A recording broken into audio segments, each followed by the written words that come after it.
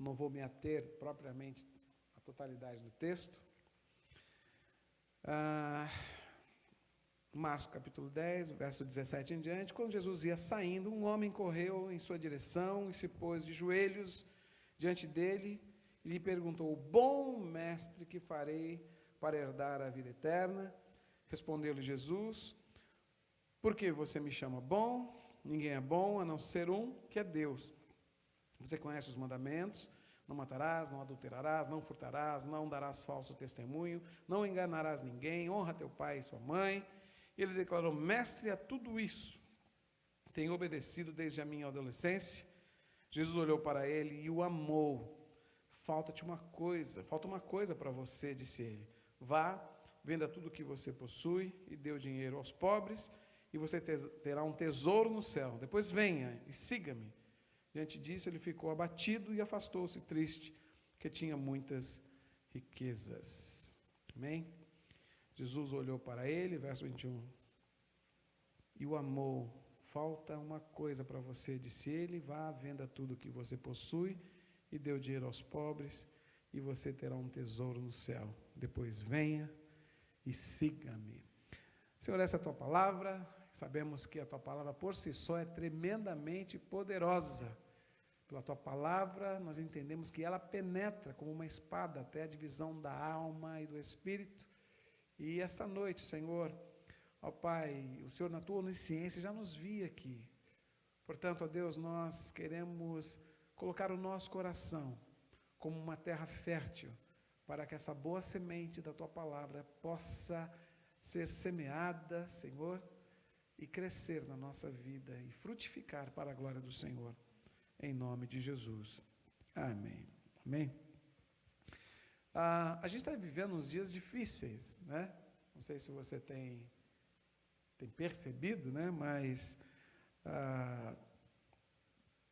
de vez em quando nós passamos, né, por temporadas complicadas, né? Algumas lutas, algumas frustrações, e a tendência, né, existe um termômetro, parece que um botão automático na nossa vida, aonde a primeira coisa que tenta abater a gente é um tal do desânimo, né? Alguém disse que o desânimo é uma coisa tão sorrateira que chega na nossa vida que você não percebe, chega de uma forma imperceptível, e quando você percebe, sabe, você já desanimou, né? Você está desanimado, você sofre um esfriamento,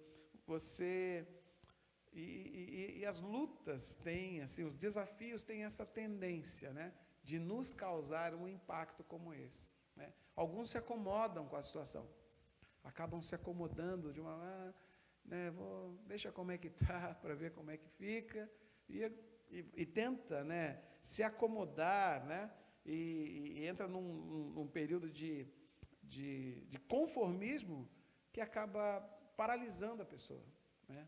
A pessoa paralisa, né, ou para de sonhar, de saber que existe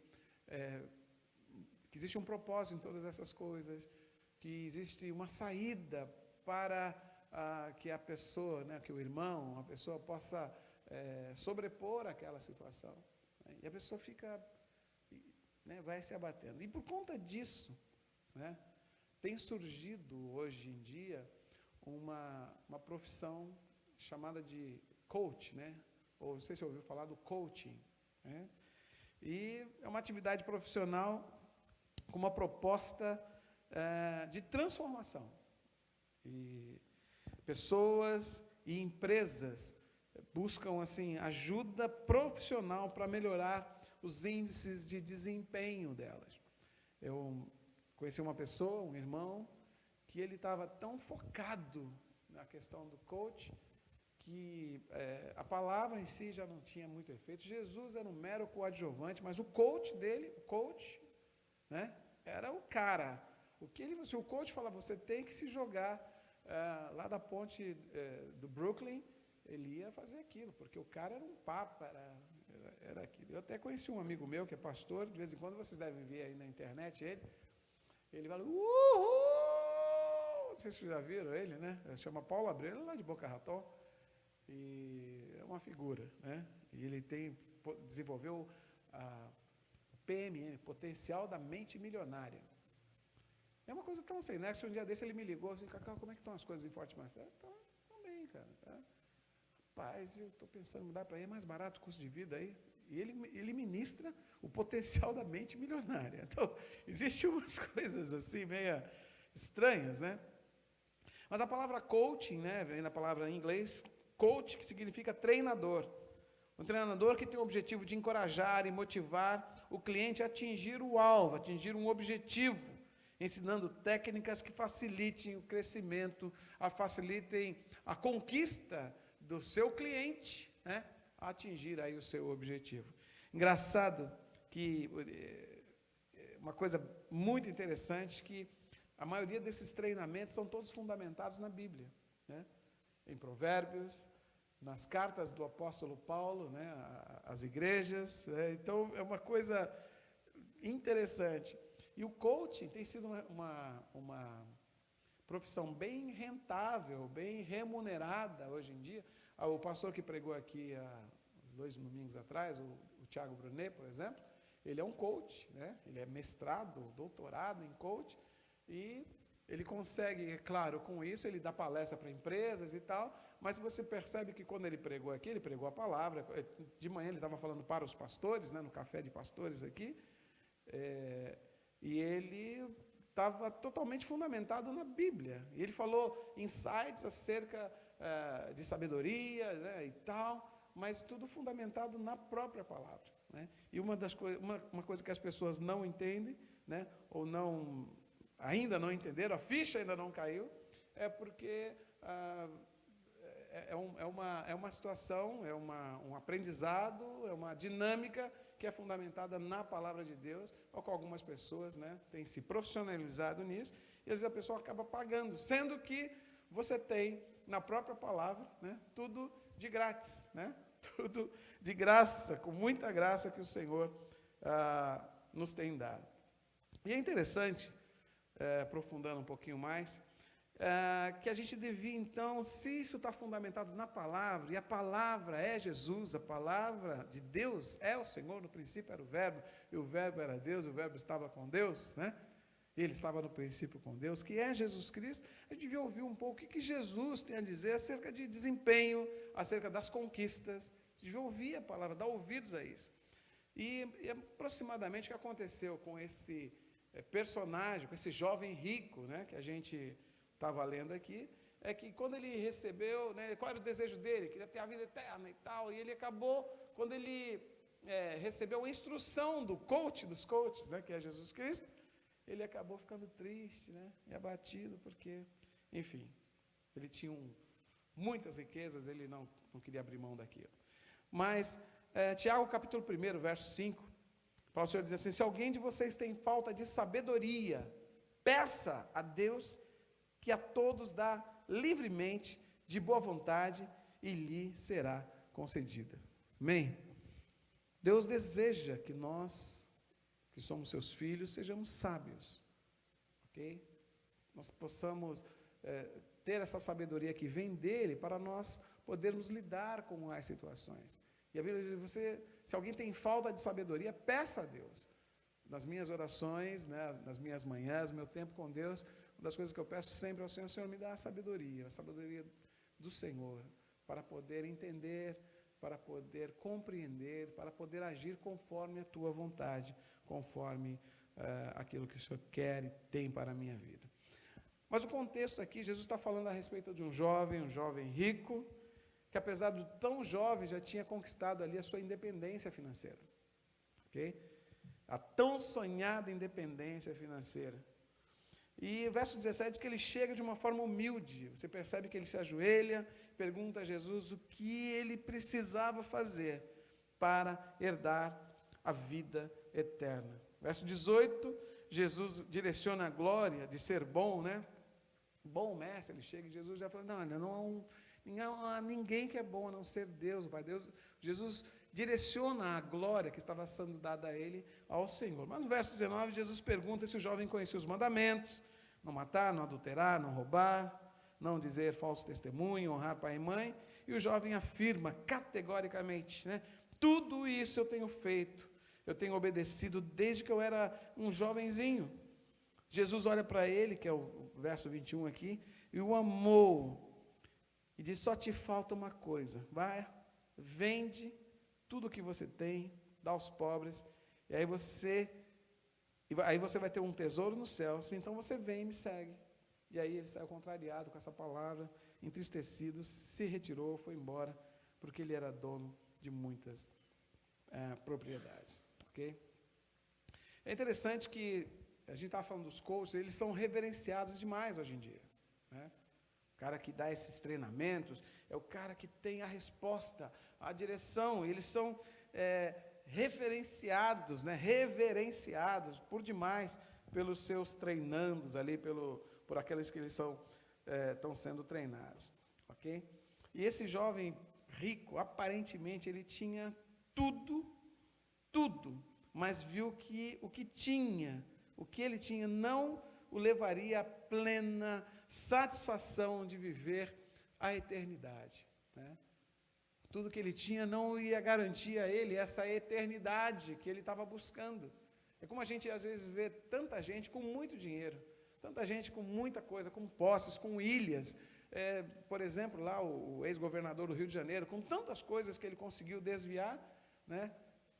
Assim, que deixou o estado do Rio de Janeiro numa miséria terrível, e hoje está lá preso, né? Separado da família, separado dos filhos, né? Separado da sociedade, sabe, sendo mal falado, já está não sei em quantos anos aí, a terceira ou quarta condenação, e tem mais umas 15 pela frente aí de julgamento. Então, as pessoas às vezes querem focar na riqueza, querem focar em bens, e, sabe, esquecem que essas coisas não suprem essa ausência da presença de Jesus Cristo. Né? Eu lembro de, quando eu era mais novo, minhas filhas curtiam muito a Xuxa, né? Não sei quantos lembram ainda da Xuxa, né? Parece que agora mudou de nome, é Xoxa, né? Porque ela está bem acabadinha já, mas na época era Xuxa. E eu lembro que ela não queria casar, acabou fazendo um filho de uma produção meio que independente, tinha ilha, tinha isso, não perdoava pai e tal, não sei o quê, e nas suas confissões, né, nas suas declarações, ela demonstrava uma pessoa extremamente triste, que faltava alguma coisa, faltava uma família, faltava alguém que a amasse, né, de verdade, não interessado naquilo que ela deveria ou que ela tinha ali. Mas, quando a gente olha para esse jovem, o problema dele era a riqueza que ele tinha. E quando a gente começa a avaliar melhor, eu estava pensando nisso aqui, não era ele que possuía a riqueza ou a prosperidade. Não era ele que possuía, mas a riqueza e a prosperidade que possuía ele, ao ponto dele estar escravizado daquilo, dele não abrir mão daquilo. Apesar de ser aconselhado pelo Senhor, aquele que ele chamava de mestre, de bom mestre, que ele tinha desejo de seguir, que ele cria que realmente ninguém podia fazer aquelas coisas que Jesus estava fazendo, se do alto, né, ele não recebesse aquilo, ele reconhecia aquilo, mas as suas riquezas, as suas posses falaram muito mais alto, ao ponto dele ter dado as costas à proposta de Jesus, com uma simples renúncia. É interessante, né? Porque Jesus não quer as nossas riquezas, assim como Deus não quis Isaac de Abraão, né? Deus não quer essas coisas, Deus quer o nosso coração, a nossa disposição em obedecer, em renunciar. É isso? Por isso que seguir Jesus, né? Eu tinha preparado aqui um PowerPoint, mas eu falei para o Everton, não tem muito tempo que o Everton está batendo o escanteio, cabeceando aqui hoje também. Mas seguir Jesus exige de nós renúncia. Eu preciso renunciar a alguma coisa. Né? Quando conheci Zenilda e foi aquele amor à primeira vista, eu tive que renunciar a uma série de coisas. Uma das coisas que eu tive que renunciar a muito custo era o futebol, né? Porque na nossa época o futebol era do capeta. Né? E Zenilda era aquela menina ali. Tá? E um dia eu dava aqueles perdidos assim, campeonato, várzea, e eu era fininho, né? Corria bem, a pontinha do pé, assim, tá? E um dia, domingo à tarde, aquele sol bonito, os irmãos resolvem fazer culto ao ar livre. Eu era músico, aí deu um perdido e tal, e estou lá disputando o campeonato, a final, e os irmãos vão fazer o culto ao ar livre, né? Foram evangelizar e passaram na frente do campo, né? E lá estava a minha amada, serva do Senhor, aleluia, que me viu ali aquele dia, quase que a vaca foi para o brejo, né? Aquele dia ela falou, olha, aí ela fez aquela cara de Silas Malafaia, né, quando encontra com o Edir Macedo, sabe? E daquele dia em diante eu falei, realmente eu tenho que optar. E aí, hoje eu podia estar ao lado do Neymar e tal, mas eu estou ao lado da minha Neymar aqui, né? Mas estou dizendo isso por quê? Porque exige renúncia. O Evangelho do reino de Deus exige de mim, um Evangelho que não me exige nada, eu tenho que ficar preocupado. Exigir uma renúncia, eu preciso renunciar à minha vontade, renunciar, sabe, os meus desejos, porque quando efetivamente eu morro, um morto não deseja nada, ok? E como morto espiritualmente para as coisas do mundo, o meu prazer e a minha vida passa a ser a vida daquele que me tirou das trevas, que me fez ressuscitar com Ele. A vida de Jesus, o desejo de Jesus, a vontade do Senhor operando na minha vida. Amém?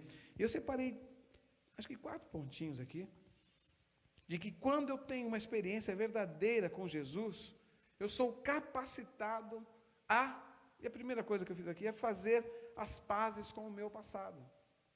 Ok? Tem muita gente que vem para Jesus ou vem para a igreja, mas tem um problema sério lá no passado. E o passado o incomoda, e o passado o acusa, e o passado, sabe, vem sempre ali, fica paralisado.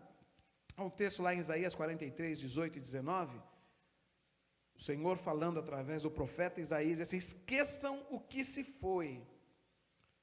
Existem coisas boas que nós gostamos de lembrar do passado, a gente tem que lembrar de coisa boa. Mas as experiências amargas, os deslizes, se você se arrependeu, se você confessou, esquece, deixa para lá, deixa lá no passado. As cicatrizes que ficaram devem servir de lições, sabe? Para você saber, olha, não foi por ali o caminho, ok? E o texto diz assim, esqueçam o que se foi, não vivam no passado, vejam, estou fazendo uma coisa nova, ela já está surgindo. Vocês não a reconhecem? Até no deserto vou abrir um caminho e riachos no ermo. O Senhor falando através da boca do profeta Isaías, milhares de anos ali antes do Senhor Jesus ser manifesto no seu ministério terreno. Agora, eu já fui vítima do meu passado, eu ficava paralisado. Lembro que para mim era uma coisa horrível, né? Porque eu sempre andei, medalha no peito, era o melhor aluno na escola, um menino inteligente, sabe, era líder lá dos meus amiguinhos, tanto para as coisas que eu aprontava, para o bem e para o mal, e de repente a situação de separação dos meus pais aos 10 anos foi um divisor de águas na minha vida. Eu me tornei um cara extremamente inseguro, tinha medo de falar em público, sabe? A minha performance musical foi afetada por causa disso, por causa do passado. A rejeição foi uma coisa muito séria na minha vida, né? Então, toda vez vinha aquela situação e pessoas, sabe, se aproveitavam dessa situação. Eu reagia de uma forma de que paralisava. Por exemplo, Natal e Ano Novo, Zenilda de festa, vamos lá, e eu queria ficar em casa. Ela pegava as meninas, às vezes eu levava elas na casa da minha sogra, deixava lá para comemorar Natal e Ano Novo, e eu ficava em casa, sentada no meu sofá, ali, às vezes apagava a luz, e às vezes chorava, lembrava, meu Deus, por que está acontecendo comigo? Porque eu lembrava do passado, aquilo me incomodava demais, porque era uma festa tremenda, a gente descendente de italiano, e eu, com a separação dos meus pais, aquilo foi uma tortura para mim, ok? Algumas pessoas reagem dessa forma como eu, outras tentam disfarçar a dor enterrando a cara no trabalho, outras ainda fazem piadas, já viu aqueles caras que fazem piadas, ficam fazendo piadas com tudo, sabe? O cara Uma senhora foi atropelada ali e foi cortada no meio. O cara inventa uma piada, sabe, para falar daquilo, mas tudo isso nós descobrimos, né, que é para esconder dores. A dor do passado, a dor de um abandono, a dor de um estupro, a dor de uma punhalada, de uma traição, uma dor, e a pessoa tenta disfarçar essas coisas dessa forma. O problema é que nós precisamos resolver essa situação de uma vez por todas. O passado passou, passou. Eu não tenho como trazer o passado de volta. Eu não consigo mudar o meu passado. E você e eu, nós somos fruto, hoje, do presente, daquilo que foi semeado na nossa vida e daquilo que nós semeamos no passado. Agora, eu não posso mudar o meu passado, mas eu posso mudar o meu futuro. Ok? Porque, como diz lá a Globo, né? Eu sei que vocês não assistem a Globo, né? Mas a Globo diz que o futuro já começou. Né? O futuro já começou, e é uma verdade. O futuro começa hoje. O que eu estou fazendo hoje, eu vou colher amanhã. Então, as mudanças que eu quero colher amanhã, eu preciso, sabe, desesperadamente começar a fazer hoje, semear hoje na minha vida, semear hoje naqueles com quem eu amo, semear hoje no meu trabalho, na minha igreja, sabe, nos meus amigos. Eu tenho que semear hoje para colher amanhã. O futuro começa hoje. Eu não consigo mudar o passado. O passado, eu estou vivenciando a colheita dele agora, mas eu não preciso continuar colhendo ou colhendo exatamente esse mesmo fruto, esse mesmo produto, porque eu posso semear sementes novas, sementes diferentes. É o que eu falei no início do ano.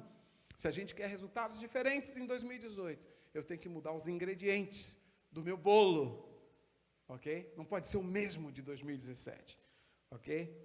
Se eu quero comunhão com Deus, eu preciso buscar o Senhor, eu preciso amar o Senhor, desejar a sua presença, desejar estar com os irmãos, sabe? Permitir ao Espírito Santo colocar um cântico novo no meu coração, nos meus lábios. Isso são coisas novas, amém? Agora, uma coisa interessante, você sabe que Jesus era conhecido como Jesus, o quê? Nazareno, não é isso? Quando era garoto, eu entendia Nazareno como Lazarento. Lázaro era uma coisa, depois que eu fui entender direitinho.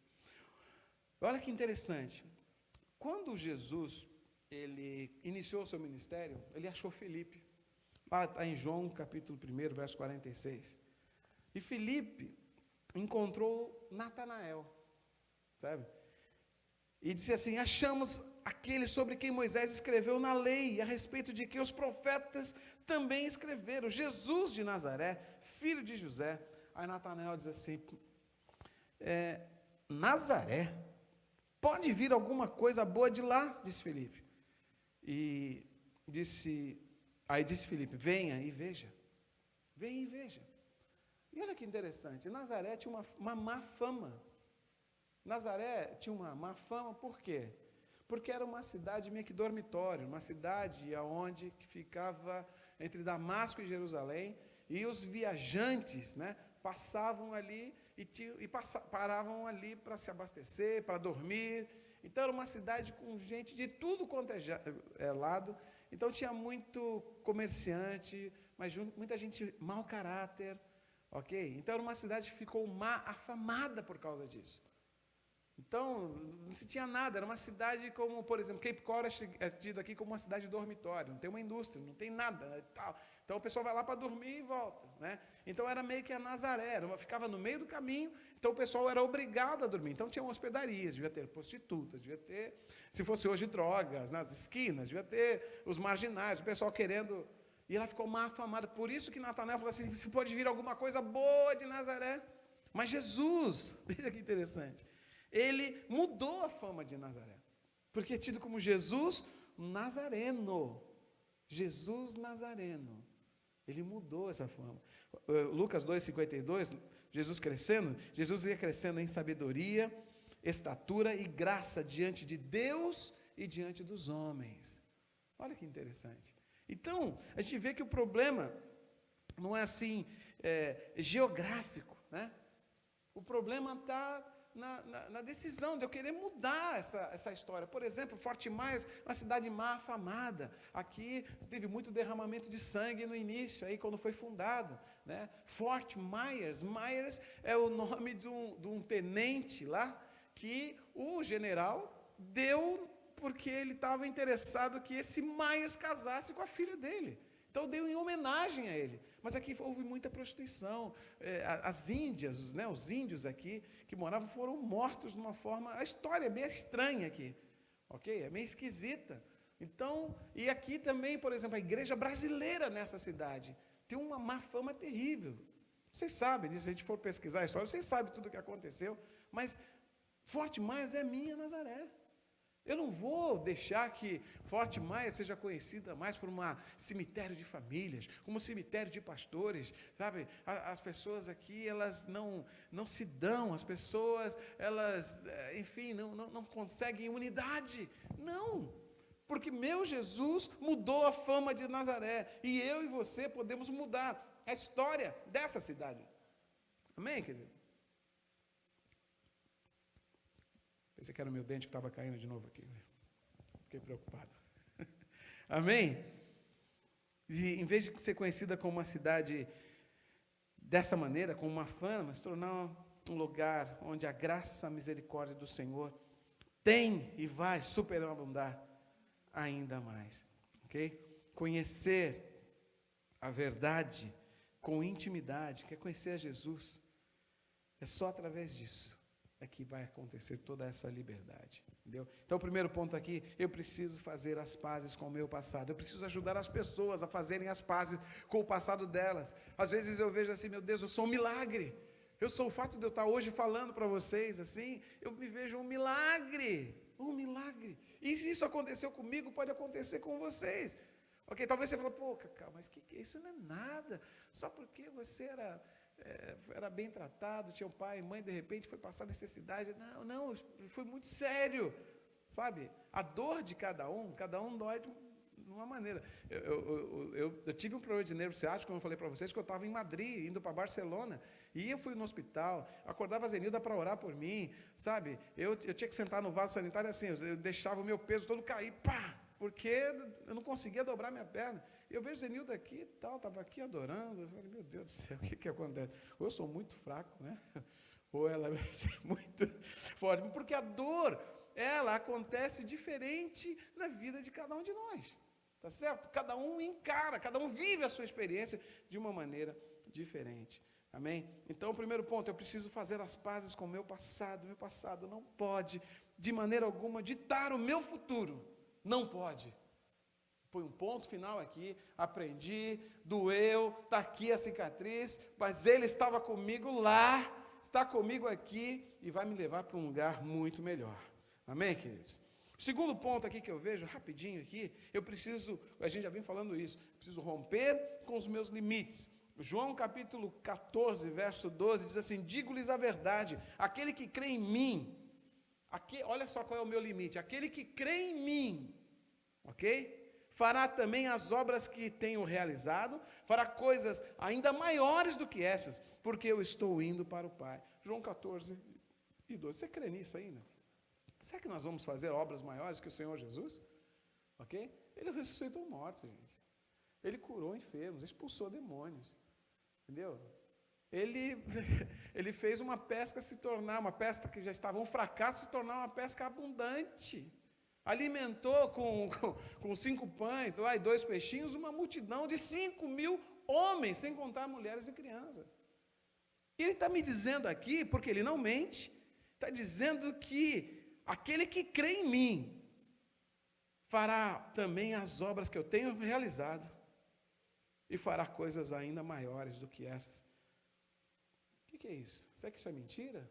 O que está acontecendo? No final do ano eu estava orando, falei, Senhor, eu quero que a minha fé aumente, eu quero ter a ousadia de impor as mãos sobre as pessoas, sabe? Ele estava falando, amor, você tem que orar, a gente reúne esse pessoal do futebol aqui, agora estou começando a ver resultados, Resultados, as pessoas estão me procurando, me chamam no canto, estão me ligando. Eu quero estar contigo. Eu falo, uau, quer dizer, são sementes que foram semeadas e que agora, né, depois de anos, a gente começa a ver, começa a colher.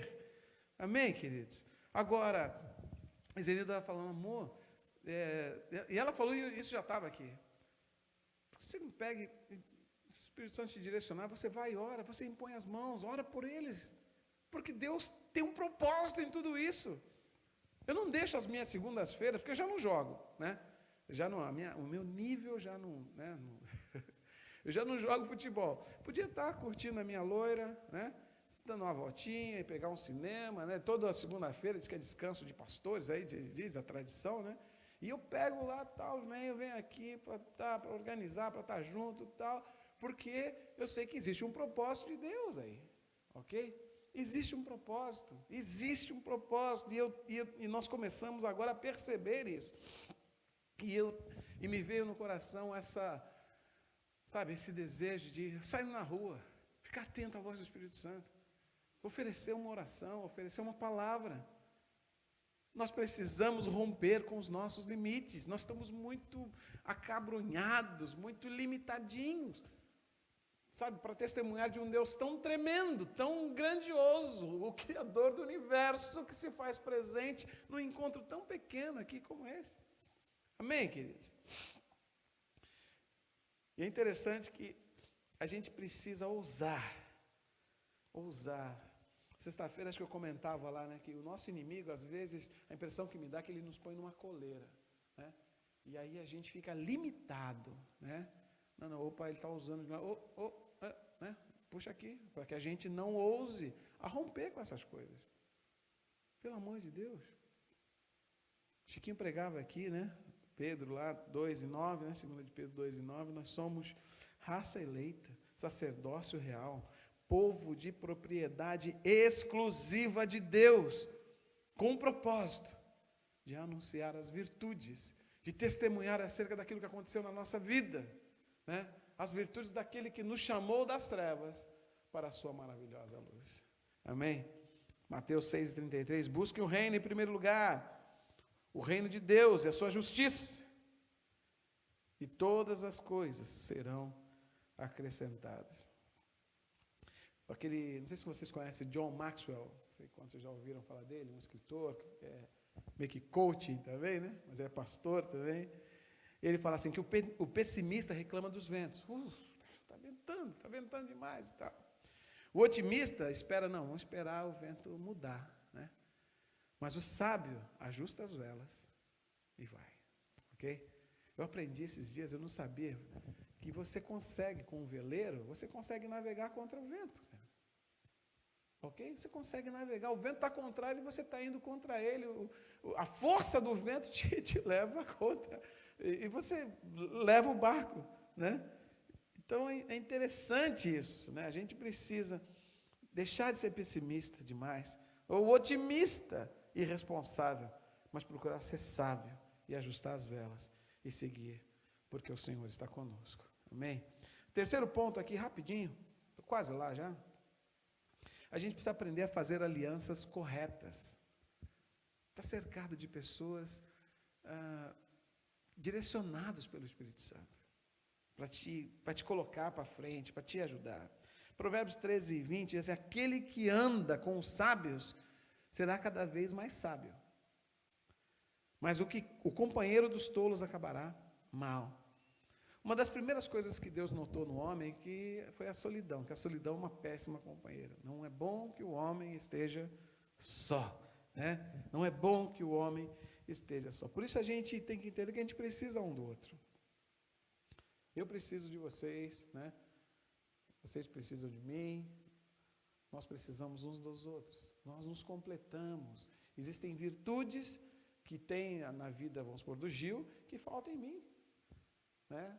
Coisas que tem na minha vida, entendeu? Que talvez falte na Lara, e assim com Zenilda, e assim com o Márcio, com o Everton, com o Carol, com todos os outros aqui.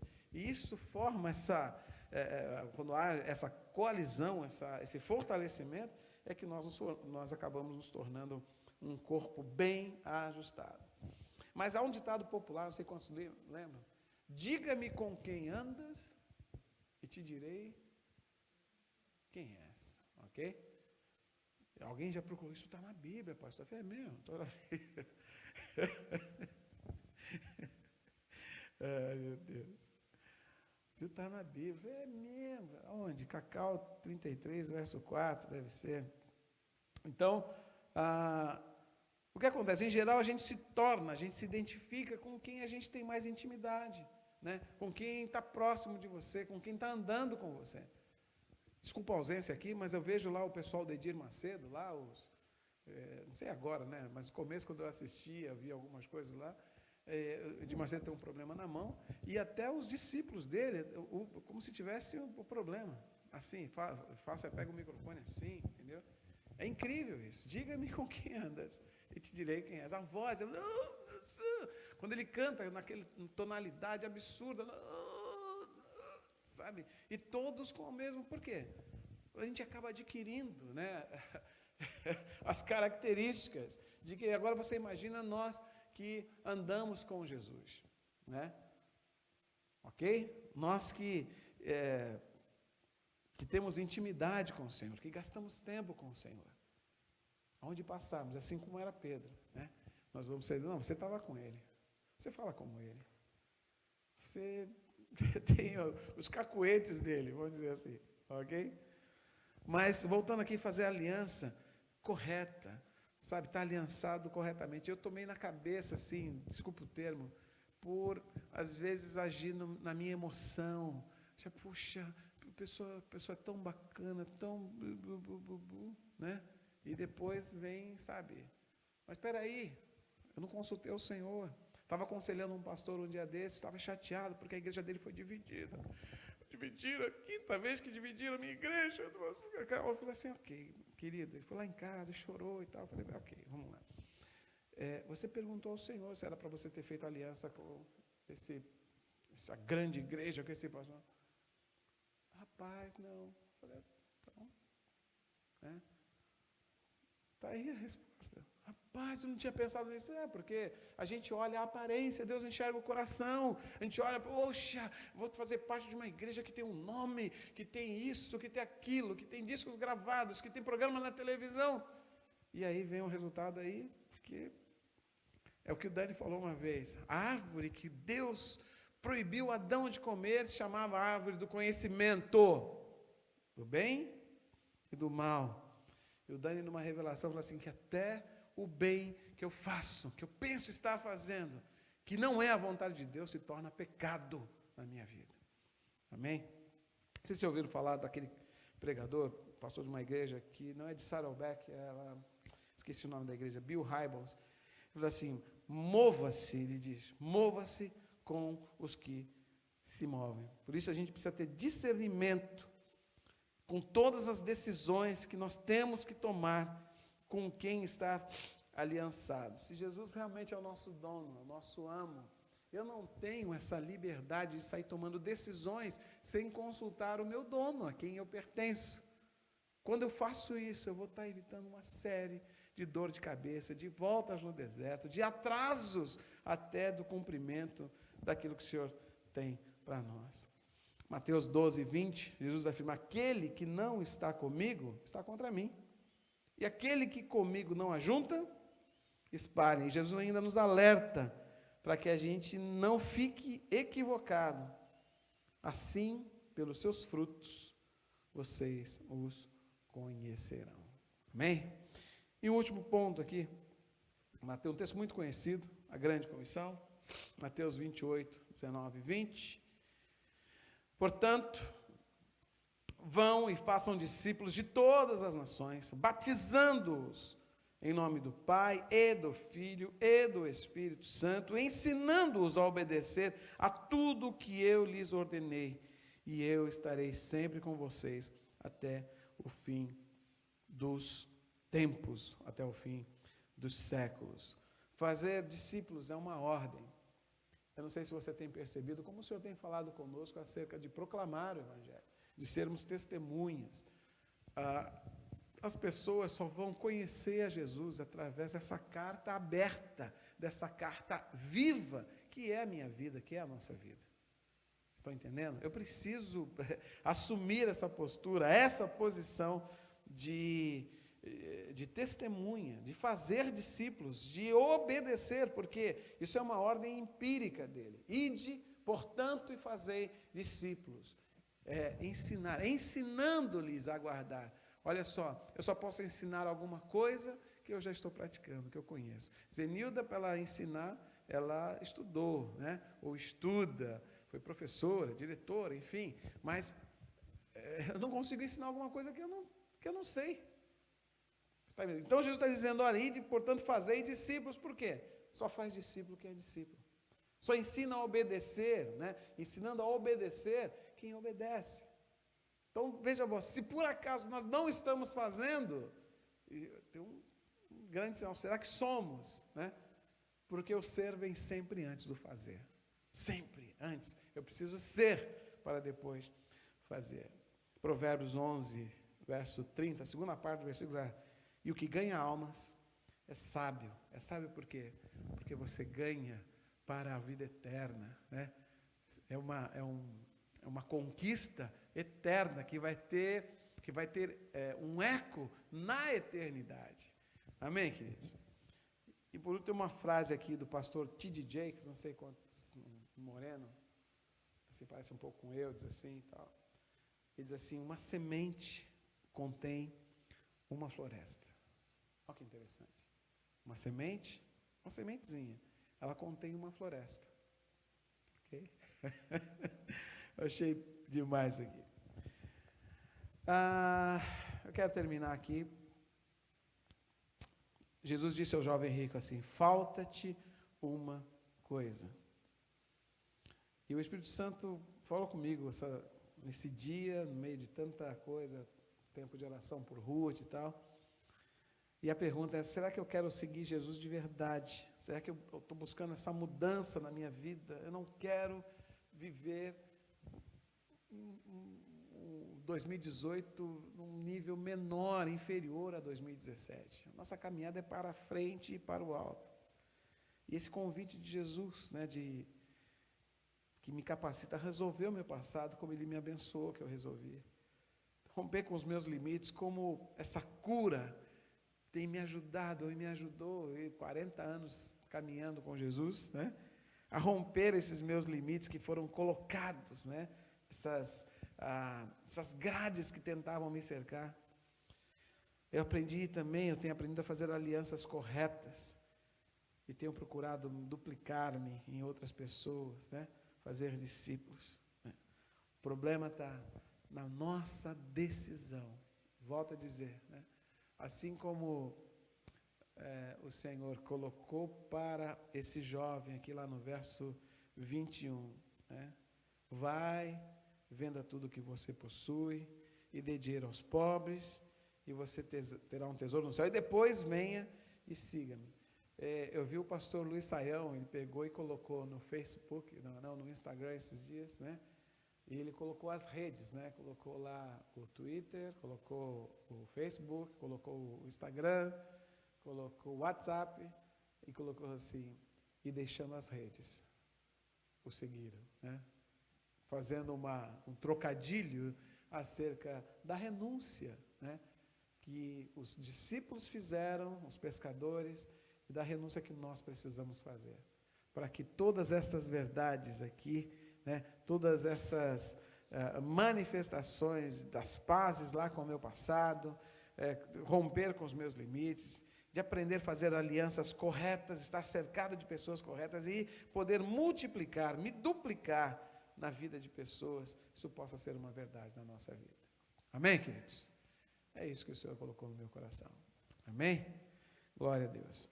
Nós vamos orar, e antes de orar, eu só queria avisar os irmãos que essa semana o Azaf chega, e sexta-feira você está liberado, se quiser